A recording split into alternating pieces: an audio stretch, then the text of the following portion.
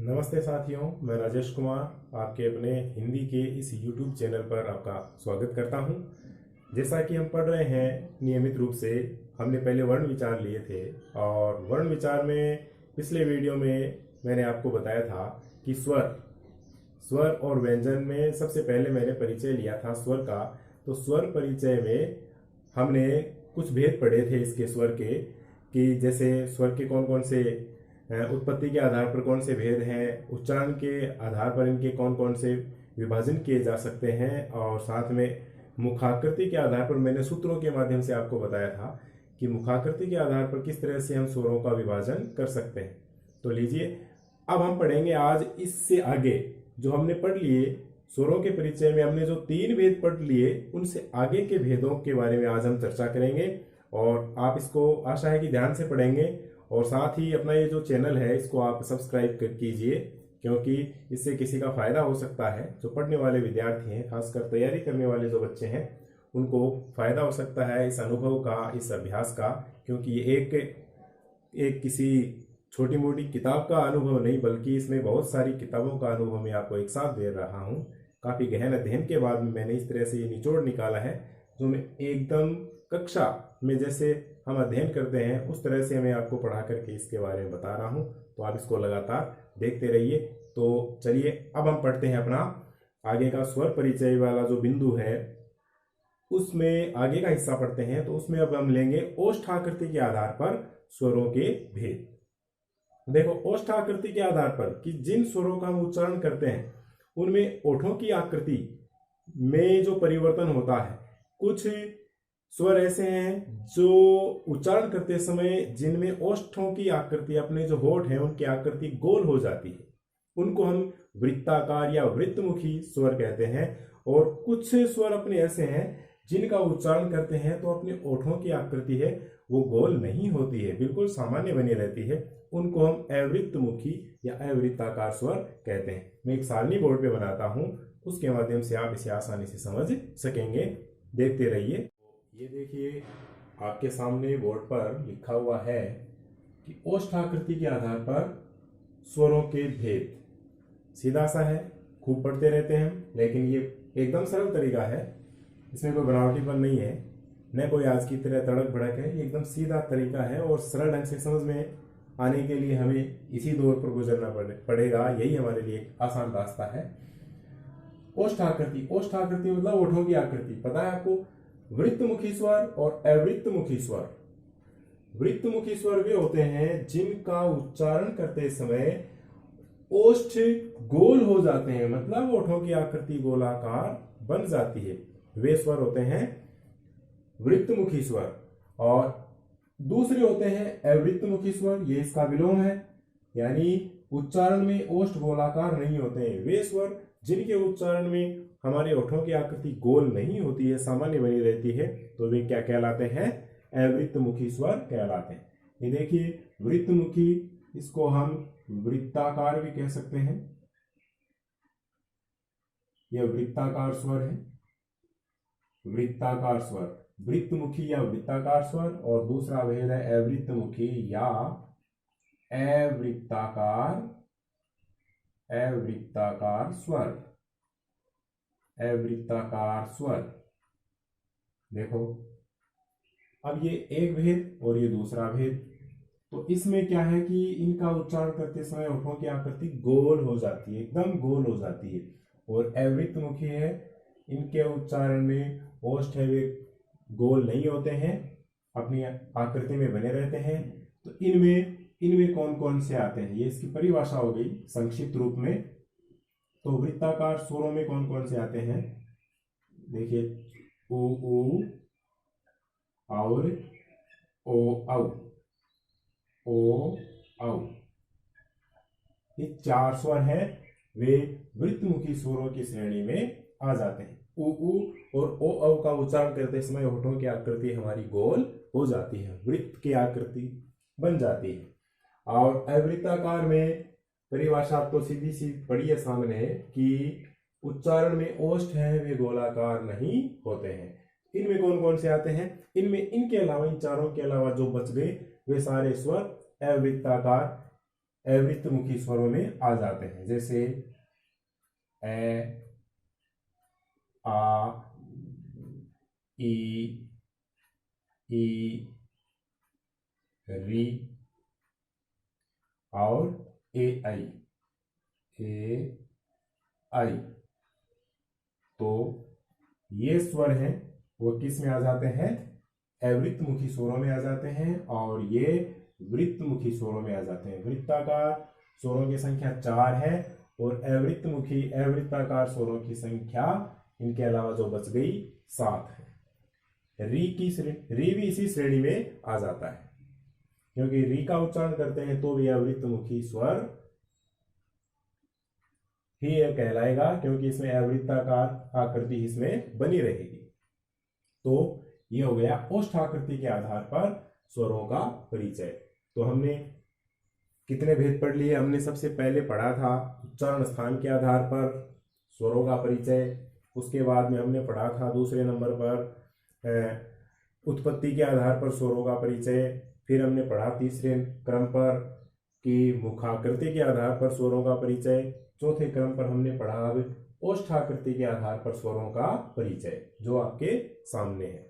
तो इसको आप ध्यान पूर्वक देखें और आराम से इसको आप उतार सकते हैं। ये जो सामने आपके सारणी बनी पड़ी है बोर्ड पर, इसमें जीवा की स्थिति वाले स्वरों का विभाजन सुंदर ढंग से किया गया है। पहले है अग्रस्वर।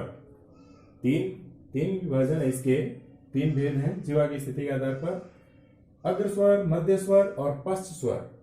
अग्रस्वर वे होते हैं जिनका उच्चारण करते समय हमारी जीभ का अगला हिस्सा, आगे का भाग क्रियाशील होता है। तो उस स्थिति के आधार पर इनको अग्रस्वर कहा जाता है। इसमें ये स्वर आते हैं ई, ए, आई और री। इनका उच्चारण करते समय हमारी जीभ का आगे का हिस्सा है वो क्रियाशील रहता है। और दूसरा भेद है इसमें मध्य स्वर। मध्य स्वर है कि जीवा का मध्य भाग क्रियाशील रहता है, यानी वे स्वर जिसका उच्चारण करते समय हमारी जीभ का बीच का हिस्सा है वो क्रियाशील होता है। तो इस स्थिति के आधार पर जीवा की मध्य भाग की स्थिति के उच्चारण के कारण ये मध्य स्वर में रखा गया है ए, और मध्य स्वर एक ही होता है ए। फिर है पश्च स्वर। पश्च स्वर में वे स्वर जिनमें जीभ का पिछला हिस्सा क्रियाशील रहता है, जिनका उच्चारण करते समय जीवा की क्रियाशीलता है, जीवा की स्थिति है वह है पश्च भाग में दिखाई देती है, पिछला हिस्सा है वो क्रियाशील होता है। तो ये पश्च स्वर कहलाते हैं जिनमें आ, उ, ओ, औ है। और साथ में देखो ये एक ओ है। ये जो है ये अंग्रेजी से गृहीत ध्वनि है, और पूछा जा सकता है कि ये किस श्रेणी में आता है, तो ये पश्च स्वर में आएगा, क्योंकि ओ औ के बीच की सी ये ध्वनि है ओ, जो कि अंग्रेजी शब्दों में काम आती है। तो ये गृहीत स्वर जो अंग्रेजी का है इसकी ध्वनि ये पश्च स्वर की श्रेणी में रखी जाती है। ठीक है, तो आ, उ, ओ, औ ये स्वर है, ये पश्च स्वर है, और मध्य स्वर ए है, और अग्र स्वर में ई, ए, आई और री है। तो इस प्रकार ये सारणी है जिनमें जीवा की क्रियाशीलता के आधार पर हम स्वरों को अच्छी तरह से याद कर सकते हैं। हम देखते हैं उच्चारण समय कालमान के आधार पर स्वरों के भेद कौन कौन से होते हैं। देखिए, स्वरों के भेद है वो काफी हैं और थोड़ा सा विस्तृत लगता है, लेकिन आरपीएससी और अन्य प्रतियोगी परीक्षाओं के लिए हमें ये याद करना बहुत ज़रूरी है, इनको समझना ज़रूरी है। इसलिए मैंने आपको ये बिल्कुल विस्तार से सरल ढंग से आपके सामने प्रस्तुत किया है। आप इसको विस्तार से उतार लें, समझें और इनके ऊपर आपस में डिस्कस करें, विचार विमर्श करें, और मुझे विश्वास है कि आराम से समझ में आ जाएगा, क्योंकि तैयारी का इससे बेहतर और दूसरा तरीका कोई हो नहीं सकता। तो पहले इनको पढ़ें, अभ्यास करें, और उसके बाद में आप प्रश्नों को हल करें तो बिल्कुल आसानी से आप सही उत्तर पर पहुंच पाएंगे, ऐसा मेरा विश्वास है। तो देखिए, उच्चारण में जो समय लगता है उसी को कालमान कहते हैं। हर ध्वनि के उच्चारण में समय लगता है, किसी में कम लगता है, किसी में ज्यादा लगता है, तो किसी में थोड़ा और ज्यादा लगता है। तो हिंदी में उच्चारण में लगने वाले समय या कालमान के आधार पर स्वरों का विभाजन, ध्वनियों का विभाजन 2 रूप में किया गया है। एक तो है लघु स्वर। दो भेद है। पहला है लघु स्वर, लघु स्वर जिनको मैंने पहले बताया था आपको ह्रस्व भी कहते हैं, जिनको ह्रस्व भी कहते हैं। ये एक में विशेष बात बता दूं विद्यार्थियों कि ये ह्रस्व है, ये ह्रस्व है, ऋस्व नहीं है। इसमें है और उसके नीचे र, इसका मतलब है आधा है और र पूरा है, तो है की ध्वनि आधी निकलेगी इसके उच्चारण में और र की ध्वनि पूरी निकलेगी। तो ये छोटी छोटी बातें हैं। ये ह्रस्व है।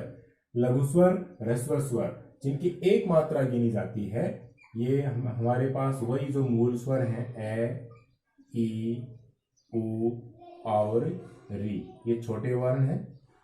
इन स्वरों से युक्त कोई ध्वनि होती है, व्यंजन ध्वनि होती है, तो उसकी भी एक ही मात्रा गिनी जाती है। और ये हमारे पास लघु स्वर है। इनके उच्चारण में क्या होता है, कम समय लगता है, इनके उच्चारण में कम समय लगता है। और दूसरा है गुरु स्वर, गुरु स्वर जो हमारे पास संधि स्वर थे वे गुरु स्वर में आ जाएंगे, जैसे आ, बड़ी ई, बड़ा ऊ, फिर ए, आई, ओ, औ।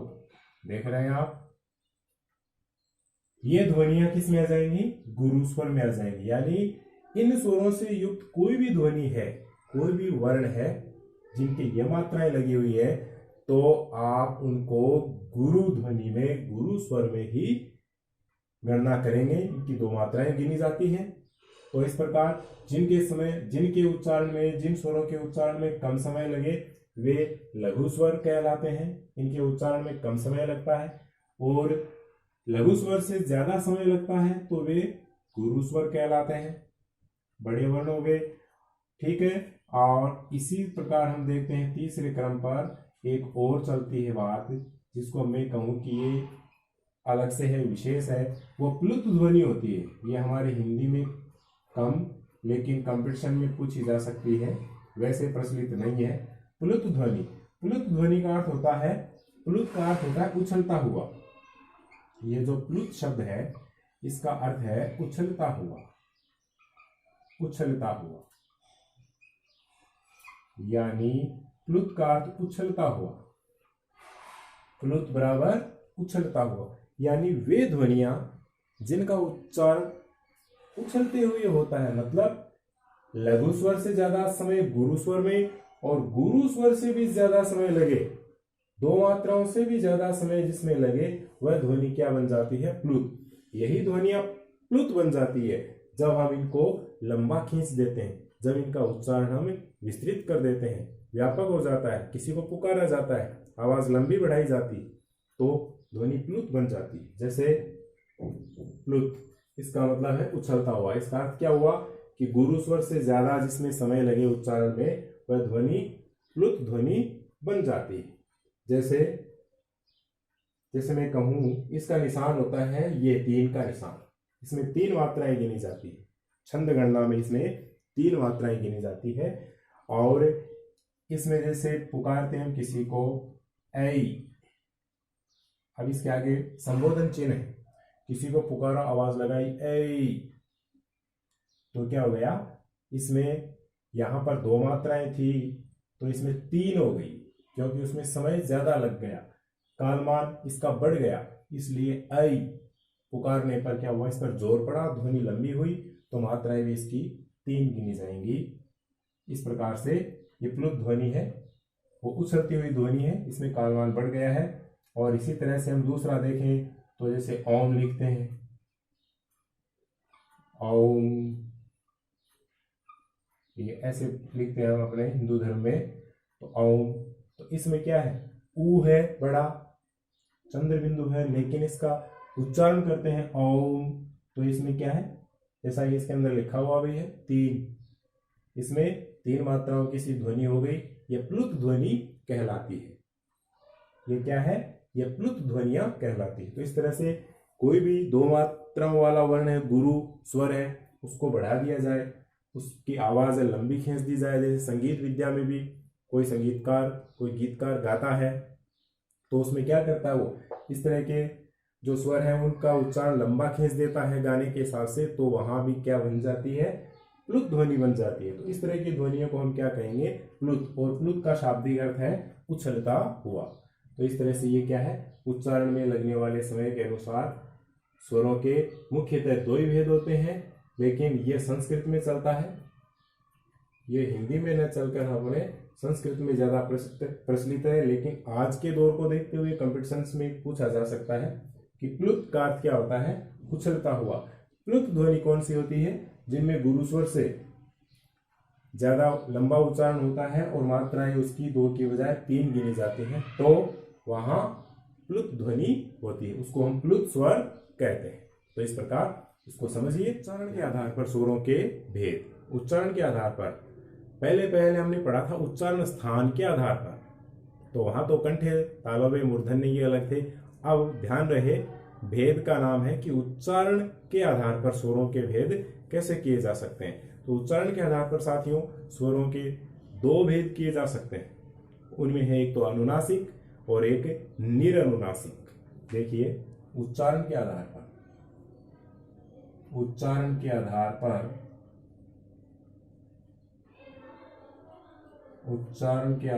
पर स्वरों के 2 भेद हैं। कौन कौन से हैं, एक क्रम संख्या 1 पर है अनुनासिक। देखो अनुनासिक ये क्या होता है, अनुनासिक इसी का दूसरा नाम यूं कहें तो सानुनासिक। बड़ी अच्छी शब्दावली है, अनुनासिक और सानुनासिक। अनुनासिक एक अनुस्वार होता है और एक अनुनासिक होता है। बारीक बात है, एक अनुस्वार होता है और एक अनुनासिक होता है। ठीक है, अनुस्वार है वह ये होता है और अनुनासिक है वह ये होता है। अनुस्वार में केवल बिंदु और अनुनासिक में केवल चंद्र बिंदु। तो इसमें और इसमें उच्चारण में अंतर होता है। क्या अंतर होता है कि ये पूरी तरह नासिकीय ध्वनि है, नाक से इस ध्वनि का उच्चारण होता है, और ये अनुनासिक है। इसके बारे में मैं बता दूं आपको, अनुनासिक ध्वनि वह होती है जिसमें आधा उच्चारण नाक से और आधा मुंह से होता है। मतलब श्वास वायु है वह आधी नाक से निकलती है और आधी मुंह से निकलती है। तो ऐसी ध्वनियों में क्या होता है, चंद्र बिंदु का प्रयोग किया जाता है। और चंद्र बिंदु का जहां प्रयोग होता है वह ध्वनि, वह स्वर क्या होता है, अनुनासिक होता है, अनुस्वार नहीं होता है, नासिक्य नहीं होता है। नासिक्य में पूरी तरह से नाक से ध्वनि निकलती है। जैसे मैं कहूं ठंडा, जैसे हम कहें ठंडा, ये देखिए ठंडा, तो इसमें पूरी तरह से ठंडा, ठ के ऊपर अनुस्वार का प्रयोग है, जो कि वर्णानुसार नियमानुसार आधे ण का प्रयोग यहां पर हो रहा है इसमें। तो ठंडा में पूरी तरह से ठंडा नाक से ध्वनि निकल रही है।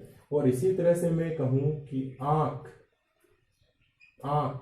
इस पर चंद्र बिंदु है, तो आंख, इसमें पूरी तरह से क्या है, नासिक की ध्वनि न निकल करके आधी ध्वनि नाक से निकल रही है और आधी श्वास वायु है वो मुंह से निकल रही है। तो इसमें थोड़ा थोड़ा विभाजन हो जाने के कारण, हल्का नासिक के उच्चारण होने के कारण यह ध्वनि अनुनासिक होती है। यही अंतर अनुनासिक और नासिक्य में होता है।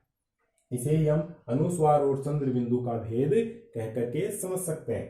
तो इसमें मैं बताऊं कि उच्चारण के आधार पर स्वरों का विभाजन हम करें तो 2 रूप में होता है। कैसे होता है कि अनुनासिक और ये अनुनासिक, जिसका ये दूसरा नाम क्या है, सानुनासिक।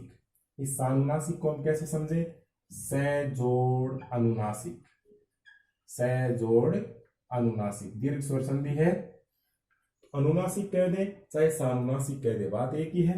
तो अनुनासिक स्वर,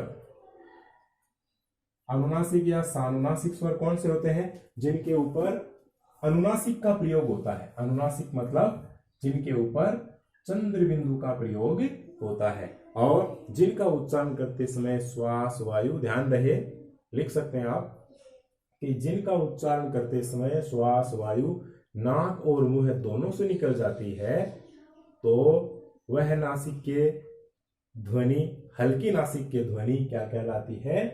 अनुनासिक ध्वनि कहलाती है।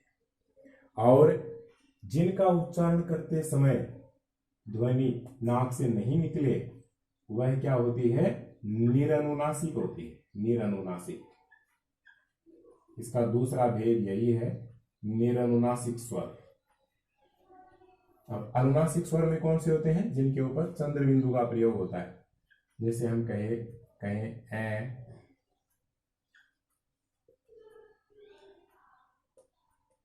है ना?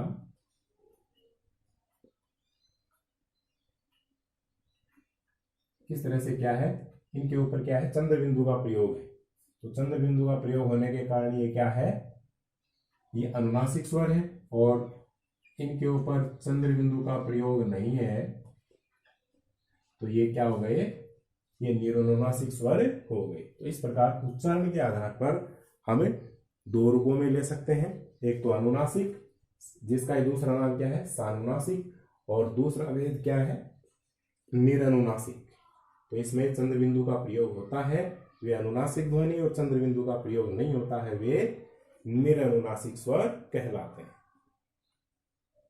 आप देखिए, बीच में मैंने एक छोटी सी बात में आपका ध्यान आकर्षित करूंगा कि बीच में मैंने एक ये चिन्ह लगाया, आड़ी तिरछी रेखा लगाई है। इसको अंग्रेजी में हम तुरंत बोल देते हैं ओब्लिक। पूछा जाए विद्यार्थियों से कि इसको क्या कहते हैं तो बच्चे तुरंत बता देते हैं कि ये सर ओब्लिक। अरे ओब्लिक नहीं भाई, इसका नाम है। इसको हिंदी में क्या कहते हैं? इस तिरछी रेखा को हिंदी में क्या कहते हैं? इसको कहते हैं विकल्प चिन्ह। इसको विकल्प चिन्ह कहते हैं, विकल्प चिन्ह। ध्यान रहे, इस तरह से जो बीच में ओब्लिक है अंग्रेजी का, इसको हिंदी में विकल्प चिन्ह कहते हैं। तो इस तरह से हमने स्वरों के भेद पढ़े। ये इसमें स्वरों के सारे भेद आ चुके हैं। इनको आप गौर से देखें, गौर से पढ़ें। मुझे विश्वास है कि ये अच्छे से समझ में आएगा। और साथ ही अपना ये जो चैनल है इसको आप सब्सक्राइब करते रहिए, अपने विद्यार्थियों में बांटिए, अपने साथियों में इसको शेयर कीजिए, इसको लाइक कीजिए और कमेंट कीजिए, ताकि इसी तरह से मेरा हौसला अफजाई होता रहे और मैं आपको अपने अनुभव से कुछ आगे बढ़िया से बढ़िया बेहतर की ओर ले चलता रहूं। जय हिंद।